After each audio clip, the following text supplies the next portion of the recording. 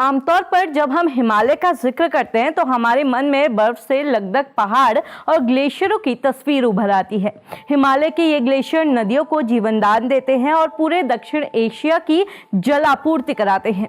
पर आज ग्लेशियर जलवायु परिवर्तन की वजह से तेजी से पिघल रहे हैं। आपको बता दें कि इसी बीच केंद्रीय जल आयोग की एक चौंका देने वाली रिपोर्ट भी सामने आई है, जिसके मुताबिक उत्तराखंड समेत 5 हिमालयी राज्यों में ग्लेशियरों का लगातार पिघलना एक बड़े खतरे की घंटी साबित हो सकता है। नमस्कार, मैं रक्षिता, आप देख रहे हैं खबर उत्तराखंड।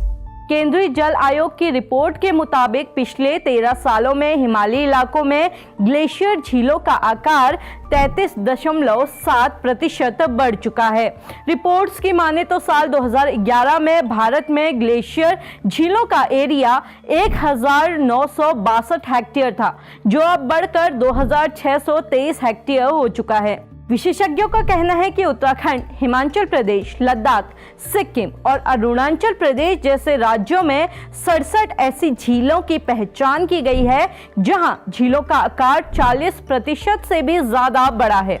अगर इन झीलों में जल स्तर ऐसे ही बढ़ता रहा तो ये ग्लेशियर लेक आउटबर्स्ट का कारण बन सकती हैं।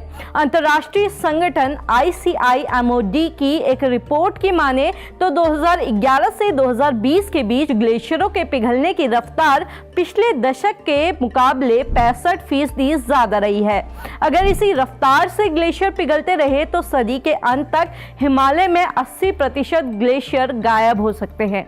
हिमालय के ग्लेशियर्स का पिघलना सिर्फ पर्यावरण के लिए ही नहीं बल्कि हमारे जीवन, हमारी संस्कृति और हमारी आजीविका के लिए भी एक खतरा है, क्योंकि भारत, नेपाल, भूटान और चीन के करीब 165 करोड़ लोग ग्लेशियरों के निकलने वाली इन नदियों पर ही निर्भर है। और अगर हिमालय के ग्लेशियर खत्म हो जाएंगे तो ये न सिर्फ बाढ़ का कारण बनेंगे बल्कि इन नदियों के लंबे समय तक सूखने का खतरा भी पैदा कर सकते हैं। लिहाजा इसकी वजह से कृषि, जल संसाधन और स्थानीय आबादी की सुरक्षा भी प्रभावित हो सकती है।